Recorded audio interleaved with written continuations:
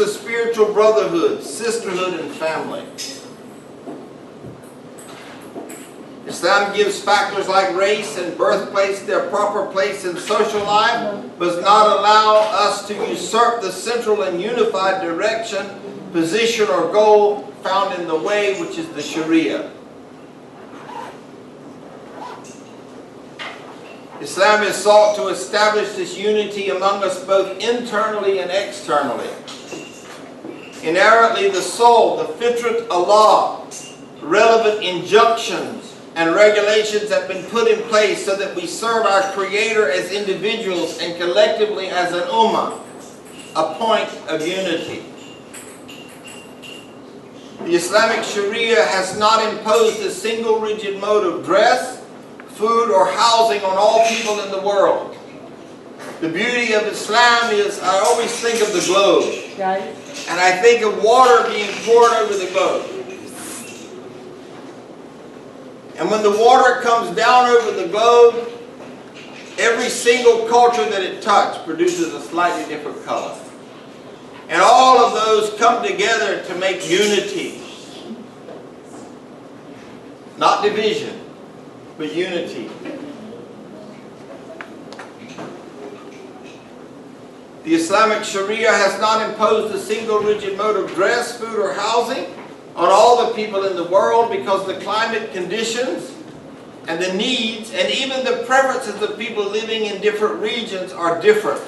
Such a uniformity would have made life difficult, and Allah subhanahu wa ta'ala said He came and He made our religion easy for us. Who makes it difficult? We do.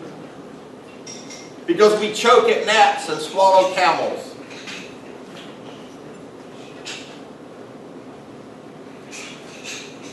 Islam has established direction, purpose, and points of unity for the Muslims which are easy to adopt and do not entail hardship or extravagant expenses.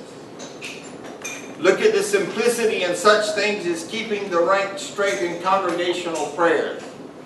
Let me tell you that I remember when I was associate pastor of a church, we were buying pews. That's what you sit on in the church. They're wooden usually, and some of them are padded. And the cheapest one in those days, and I've been a Muslim 28 years, was about $1,200. Per pew. Per pew. Look how Allah's made it simple. He said, listen, just build a house, a masjid. You don't have to have any chairs except for the handicapped. They're just a few. You don't have to have an altar. You don't have to have a gold cross. You don't have to have any of this stuff. Because the direction is to worship me and be alone, the incomparable.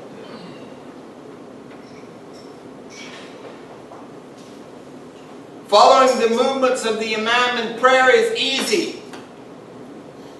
When you stand in front of the church and you're leading the music, it's a whole orchestra. You have to make sure you get a signal to the organist and the pianist, and you have to make sure they come together, and you have to practice this stuff. It's hard work.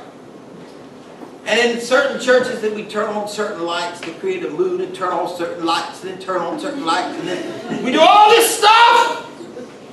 Allah made it so easy.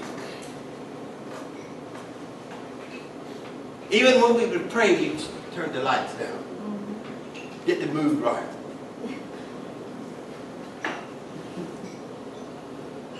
Even the single dress and Hajj of Ihram for men. Women can wear any loose-fitting, non-form-fitting garment and hijab for Hajj. Men, we just wear two seamless pieces of fabric, cotton fabric. No underwear, no jewelry, no deodorant, no nothing but that. Look at the simplicity. Allah didn't say, listen, go out there and buy a silk garment, the stuff you're going to wear in paradise, baby. $1,500 and then go to Hajj. He made it easy for us. Simple directions is the Qibla, or the orientation for the Salah. The first thing that we will be asked about on the Day of Judgment. Allah Himself is free of all dimensions whatsoever, but the establishment of a single indefinite Qibla provides an easy and concrete unifying principle for believers. Had the matter of choosing a Qibla been left to men to decide for themselves, it would in itself have become a cause of dissension and conflict. So Allah just prescribed it. It was necessary that a thing of such importance be determined by Allah subhanahu wa ta'ala. Interestingly enough, the angels had already laid the foundation of the Kaaba. And I've taught you this. I've shown it to you from the Quran. The house of Allah, even before Adam was sent down to the earth. So look at the rich history that Allah turned us back to. The first prophet of Allah, Adam alayhi salam. This was the first Qibla of mankind. Surah 3 verse 96. Certainly the first house which was built for man is the one at Mecca, blessed and a guidance for the worlds. Remember all those verses in the Bible that I showed that talk about Mecca and how I established that the people of the book knew about this place. If you remember from verse 125, this continued to be the Qibla until the time of Nuh alayhi salam, when the Kaaba was destroyed by the deluge. It was rebuilt under divine command by Ibrahim and Ishmael and became their Qibla. After that, the Bayt al-Maqdis at Jerusalem was established as the Qibla for the Hebrew prophets and their people. Bayt al-Maqdis, for my new students that might not know, is the Al-Aqsa Masjid in Jerusalem, also known as the Holy City or the City Abode of Peace. Even so, these prophets, according to Abu al-Aliyah, used to offer their prayers in the Bayt al-Maqdis in such a way that they should be facing not only the rock, Shakra, but the Kaaba also. When Salah was made obligatory for the Holy Prophet, the Qibla appointed for him was, according to some scholars, the Kaaba, which had already served as the Qibla for his ancestor Ibrahim alayhi salam. After the Hijrah, his migration from Mecca to Medina, or as some scholars maintain a little before that event, he received a divine commandment to turn toward this Bayt al-Maqdis. Do you remember me sharing this with you in the earlier tafsir? That right in the middle of the prayer, he received the commandment and he turned. And that's how we're supposed to be. As soon as you learn something new in this religion, as soon as you get a new commandment, you're supposed to immediately turn in that direction and follow that goal and that Qibla. This particular commandment has not been reported in the Holy Quran. It's another reason why when you meet somebody and they say, well, I'm a Muslim, but I only follow the Quran, you should run like hell. Because that's an ignorant person. A fact which shows the hollowness of the claim that the Holy Quran can be fully understood without the help of ahadith. Good direction comes from both. The Holy Quran says, I left something after that. And if you hold to these, you will have a strong handhold on life. You will never go astray. Al-Bukhari reported that he offered his prayer with the Bayt al-Maqdis as his Qibla for 16 or 17 months. The spot where he offered his prayer in this manner is still marked off in the Masjid at Medina. The Holy Prophet was obedience personified, and he continued to offer his prayers with the Bayt al-Maqdis as his Qibla according to the divine commandment.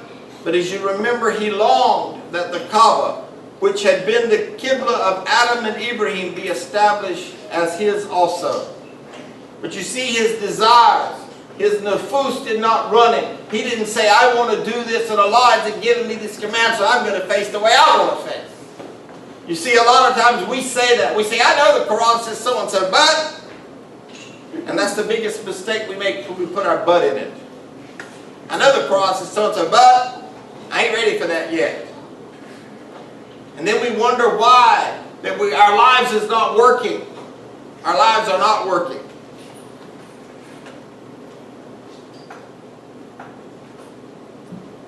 As the way of Allah is that in His grace He often fulfills the wish of those of His servants who have found His favor. The Holy Prophet hoped that Allah would grant this wish. In Surah Baqarah verse 144, we have been seeing you turn your face to heaven.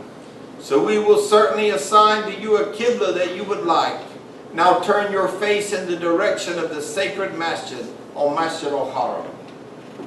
You see, folks, when you turn in the direction that Allah has told you to turn, He will answer your prayers. He will answer your dua. But whenever you say, I'm a Muslim, but you don't follow the direction, and you don't follow the qibla, and you don't face the qibla, how can you expect to get Allah's favor?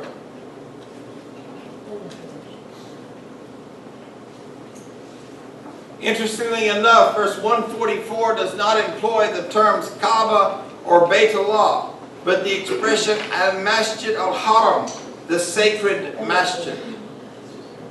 In the grace of Allah, it indicates that for those who live far away from Mecca, it is not necessary while offering salah to have the Kaaba itself exactly in front of them, but turning one's face in the direction of the house of Allah is quite sufficient.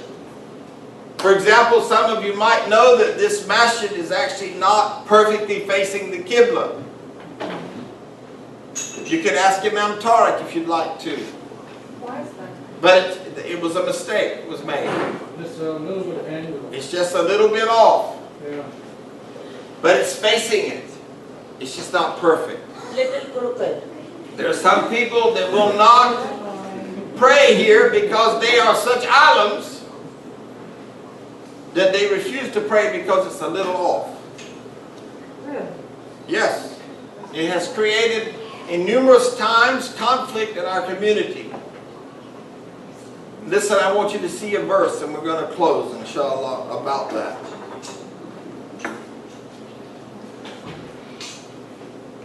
In the grace of Allah, it indicates that for those who live far away from Mecca, it is not necessary while offering salah to have the Kaaba itself exactly in front of them, but turning one's face in the direction of the house of Allah is quite significant or sufficient. On the other hand, for those who are present in the sacred masjid or can see the Kaaba from a distance, it is necessary to have the Kaaba or some part of it exactly in front of them, failing which the prayers will not be valid. Allah looks at our what? Our niyyah, our intention. When the Kaaba was finally established as the Qibla 16 or 17 months after the Hijrah, some Jews, associators, and hypocrites began to scoff at the Holy Prophet and his companions for being so capricious in the matter of their Qibla. The Holy Quran reports this objection, adding that such an objection can only come from ignorant people. Just as earlier in this surah, those who turned away from the religion of Ibrahim have been described as people who have besotted themselves. In reply to this objection, the second part of the verse shows that their ignorance lies in not realizing that the East and the West both belong to Allah Himself, and that He guides whomsoever He likes on the straight path. The verse thus explains the meaning of adopting an orientation. That is to say, neither does the Kaaba nor the Baytul Maqdis by itself possess any exclusive merit in this regard. And it is the divine commandment alone which gives to it the distinction of being the Qibla. The thing that should give us a distinction in life, to have a successful life, is that the Quran says it. And that should be it. If we say that we follow the Sharia, if the Quran says it, and we love Allah more than we love ourselves, then we just fall in line. We shoot for the finish line. No, Muslims don't say shoot. We head for the finish line. It's sort of a funny story. Last month when we were going to the Domestic Violence Task Force meeting, I was going in with a minister that I work with, And since the event, and was it Tennessee, the shooting in the church, or South Carolina? Tennessee, right, Tennessee. He packs a gun and he has a concealed weapon permit. South Carolina. And so, South Carolina, okay. So here we go in the building and he keeps a gun in his church because he's worried about what's going to happen nowadays. And when his secretary packed his bag, the gun was in there. Well, you know, you can't go into any government building with a gun.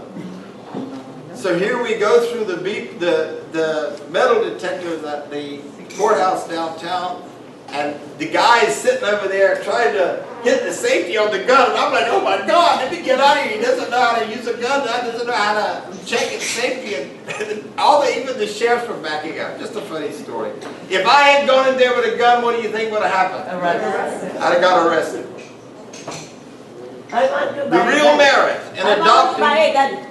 the real merit in adopting a particular qibla or direction lies in one's obedience to the divine commandment and one's total submission to the will of Allah, which is the basic principle of the religion of those who built and established the Kaaba as their point of direction, prophets Adam, Ibrahim, Ishmael, and Muhammad.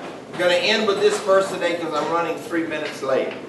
Surah Baqarah verse 177, righteousness is not that you turn your face to the east or the west, but righteousness is that one believes in Allah. And when you believe in Allah, then you do what He says. I love you all for the sake of Allah. I'm going to race out of here today because I have an appointment. I love you all for the sake of Allah. Next week we'll be picking up on this. And inshallah we'll be moving into making a unified ummah, and into the Prophet was sent to purify it. And that will be a huge discussion about the Prophet purifying it. I love you all for the sake of Allah.